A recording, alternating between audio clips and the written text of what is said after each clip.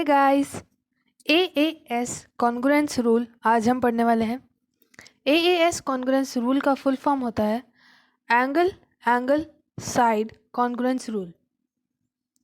इस congruence rule में क्या देखते हैं हम, इस कॉन्ग्रुएंस रूल का स्टेटमेंट क्या है?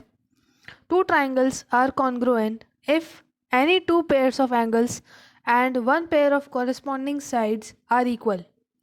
We may call it as the AAS congruence rule.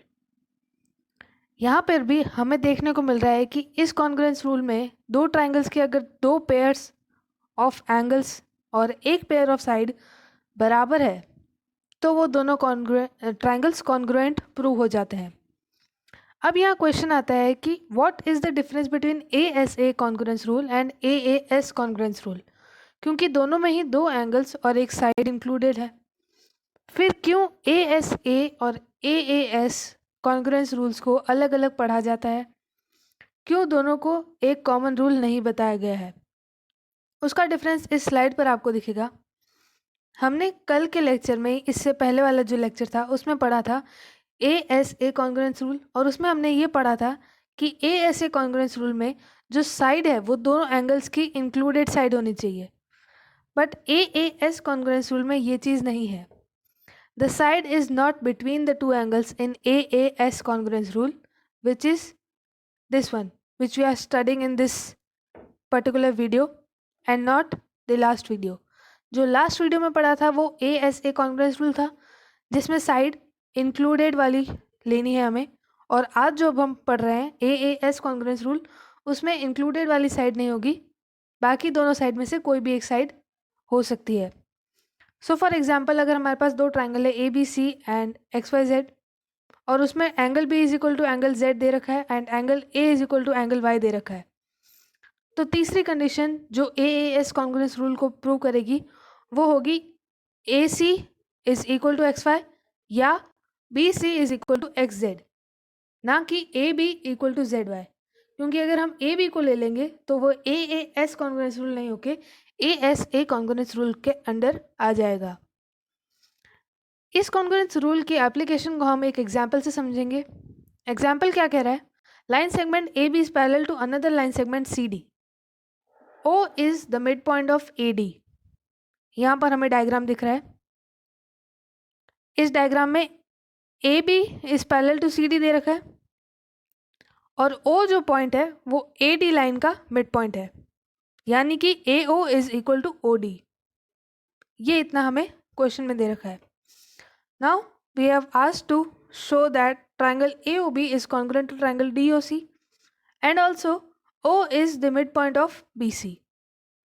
हमें दो चीज़ें प्रूव करनी है, एक तो triangle AOB is congruent to triangle COD और दूसरी चीज़ OBC का भी मिड पॉइंट है, यानी OB is equal to OC। ये दो चीज़ें हमें प्रूव करनी है।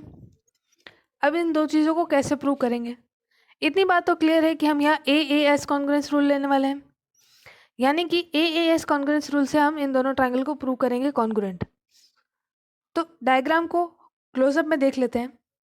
हमारे पास यहाँ पे दो ट्राइंगल्स है, triangle AOB and triangle COD, जिसमें से हमें पता है कि AO is equal to OD, इतनी चीज़ पता है।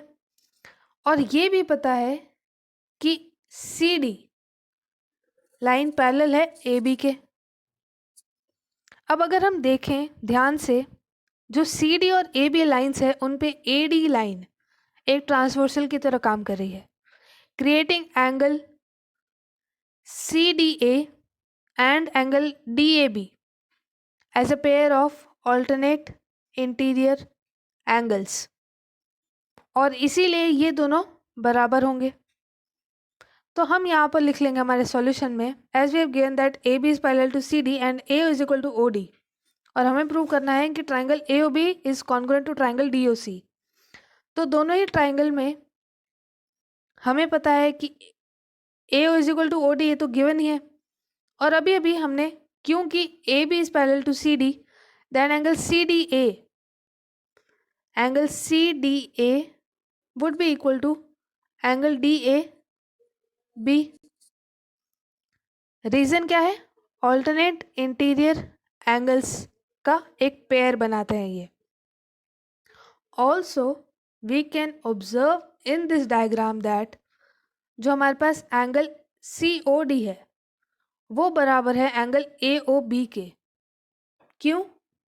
ये दोनों बनाते हैं a pair of vertically opposite angles, क्योंकि लाइन AD और लाइन BC इंटरसेक्ट करिए at point O, thus creating angle COD and angle AOB a pair of vertically opposite angles।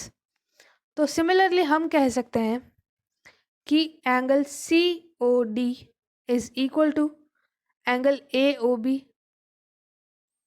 as vertically opposite angles। तो हमें यहाँ पर मिल गया कि ये साइड,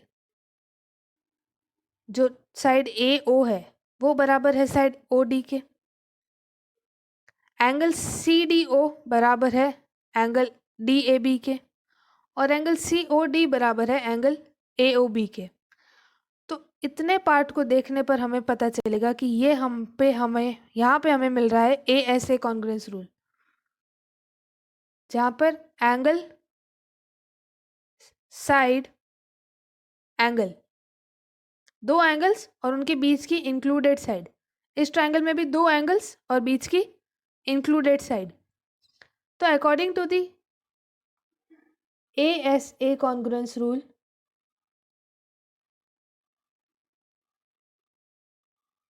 ट्रायंगल